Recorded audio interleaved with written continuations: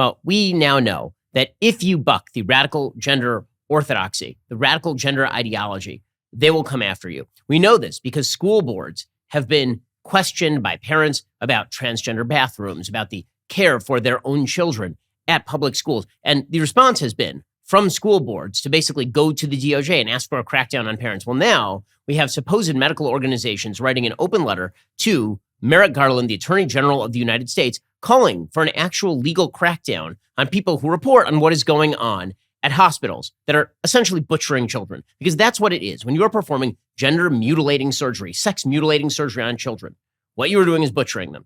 When you're injecting small kids with puberty blockers, pretending that has no long-term impact without any evidence to back that notion, you are butchering the kids. And the fact that you have so many of these hospitals that are now doing this, that are treating this as though this is standard of care. It's not medicine. It is ideology, pure and simple, because the data is not there. It is simply that easy. The data do not exist for this notion. The vast majority of kids who express some sort of gender confusion will desist from that over time. The vast majority at this point of gender confusion is being driven by societal mania, promoting that sort of gender confusion as the highest form of parenting. And to immediately take a kid who expresses some sort of confusion about conformity to gender stereotypes and say, you must be a member of the opposite gender. We're going to socially transition you in school. And then we're going to inject you with a bunch of cross-sex hormones. And then we are going to prepare you for sterilization and mutilation further along down the line. And then we're actually going to, once you hit 15, 16, 17 years old, cut off healthy breast tissue. We are going to cut off penile tissue. We are going to create fake vaginas, or we're going to carve off arm flesh, and we are going to create fake phalluses to sew onto you. This is barbarity. It's barbarity. It has nothing to do with medicine. But it is amazing how many of our institutions we all used to have faith in, have been completely overrun by the radical left. And now the radical left in charge of these institutions is militarizing and weaponizing those institutions against anyone who would point out that what they are doing is quite terrible.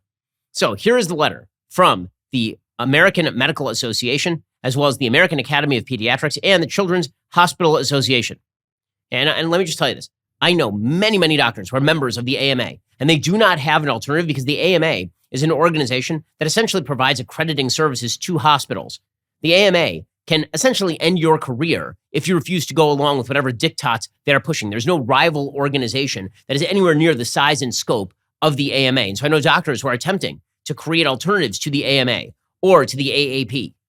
Okay, but those alternatives don't exist right now. And so that monopoly means that these organizations, which again are run by a cadre of very political, very left-wing activists, can simply market capture the medical community and then cram down a fake standard of care that has nothing to do with the betterment of children in the name of woke ideology.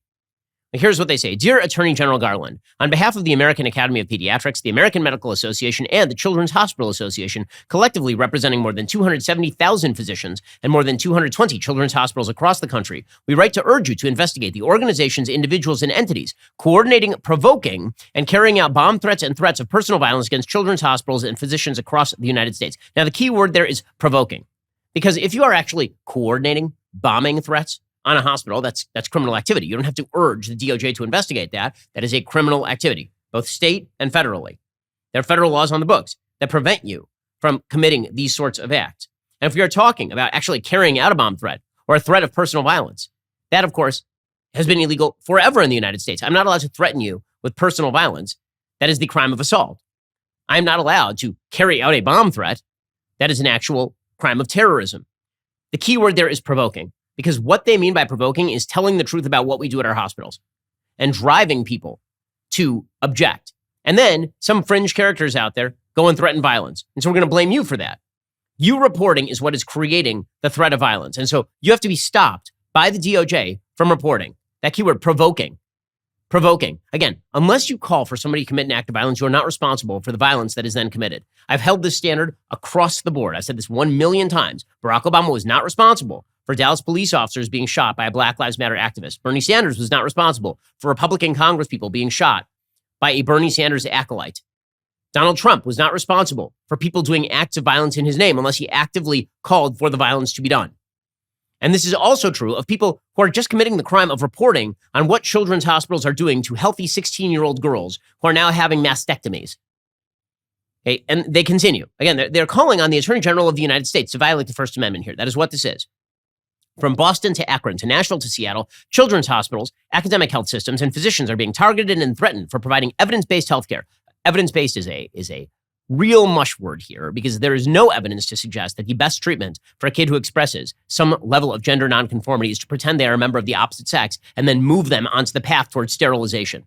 These attacks have not only made it difficult and dangerous for institutions and practices to provide this care, they've also disrupted many other services to families seeking care. In one hospital, a new mother was prevented from being with her preterm infant because the hospital's neonatal intensive care unit was on lockdown due to a bomb threat. Children's hospitals across the nation have substantially increased security, in addition to working with local and federal law enforcement, both on their main hospital campuses as well as across their ambulatory delivery sites in order to ensure the safety of patients, families, and medical staff who work there. In addition, some providers have needed 24/7 security. Children's hospitals and their medical staffs continue to face increased threats via social media, including to their personal accounts, coupled with harassing emails, phone calls, and protesters at healthcare sites. There's elevated and justifiable fear among families, patients, and staff. Now, up until they get to that last sentence, you're thinking, okay, those are all criminal acts, right? If you call in a bomb threat to a neonatal intensive care unit and kids can't actually get the care that they need at the ICU, well, obviously it's a crime. But you're now lumping that together with protesters at healthcare sites.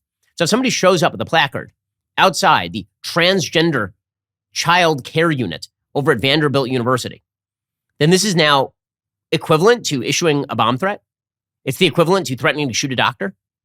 That is what the AMA, the AAP, and the Children's Hospital Association are essentially saying. And to make that perfectly clear, they get to the next paragraph, quote, "These coordinated attacks threaten federally protected rights to healthcare for patients and their families. The attacks are rooted in an intentional campaign of disinformation, where a few high-profile users on social media share false and misleading information targeting individual physicians and hospitals, resulting in a rapid escalation of threats, harassment, and disruption of care across multiple jurisdictions. Our organizations have called on technology companies to do more to prevent this practice on digital platforms. We now urge your office to take swift action to investigate and prosecute all organizations, individuals, and entities responsible." Okay, so that is an amazing, amazing statement. That paragraph is just incredible. I mean, we all know who they're talking about here, right? They're talking about Matt Walsh over at Daily Wire. They're talking about libs of TikTok.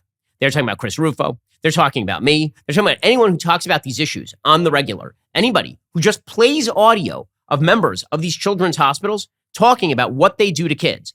If you just play the audio, this amounts to sharing false and misleading information targeting individual physicians and hospitals, resulting in rapid escalation of threats. Again, notice how they're not actually drawing the line between I report on a thing and then the threats occur. They're not saying that I provoked the threats in the sense that I actually called up somebody and told them to make a threat, or that I called myself to make the threat, or that I told somebody that threats are a good thing. They're saying that by reporting on a topic, you have now created the threat, which, by the way, ends virtually all journalism in the United States. It's hard to think of a story that does not result in some additional risk to the target of a story. Like literally pick a political story, any of them. The most anodyne political story. Let's say, for example, how the media are going after Ron DeSantis in Florida right now over his handling of Hurricane Ian. Well, they keep lying. I mean, they keep saying that Ron DeSantis is doing a terrible job based on no evidence. We'll get to that a little bit later on in the show. Is that heightening the risk to Ron DeSantis? If somebody took a pot shot at Ron DeSantis on the basis of that information, would CNN be responsible? How exactly does that work? Now, what if we're actually telling the truth about what's happening? See, the thing is, they're angry because the truth is being told about what is happening at these children's hospitals, about the fact that the AMA and the AAP are not protecting kids. They're damaging children by buying into a completely evidence-free and, in fact, anti-evidence-based care system driven by politically motivated organizations like WPATH, which is an activist organization, or GLAAD, an activist organization, or the Trevor Project, which puts out routinely bad data, skewed data.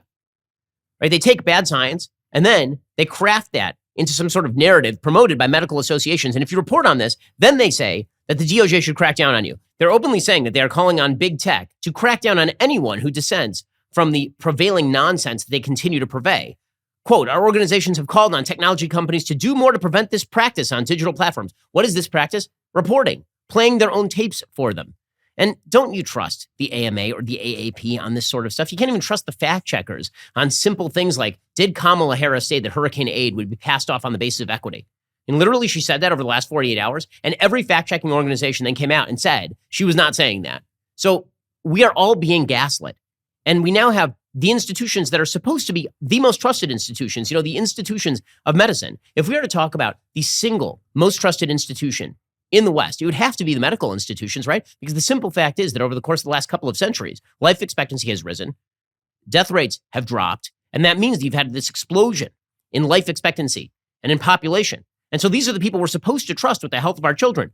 But then they say that if your kid comes in, your little girl comes in one day and she wants to wear a cowboy hat, maybe she's a boy, and we should start calling her Bobby. And then we should start shooting her full of hormones. And if you disagree with this, they will blame you for anyone who threatens a children's hospital. Not only that, they're calling on it's a letter to the AG.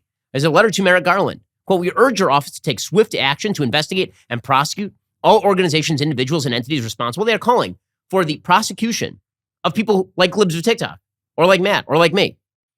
This is fascistic stuff. I don't use that word lightly because fascism has an actual meaning. But when you call for the actual prosecution of your political opponents, specifically based on the fact that they are doing things like reporting the things that you say, that is like black letter fascism. How's this for a title? Ben Shapiro Show subscriber destroys like button with clicks and logic. I'd watch that. Make it happen, gang.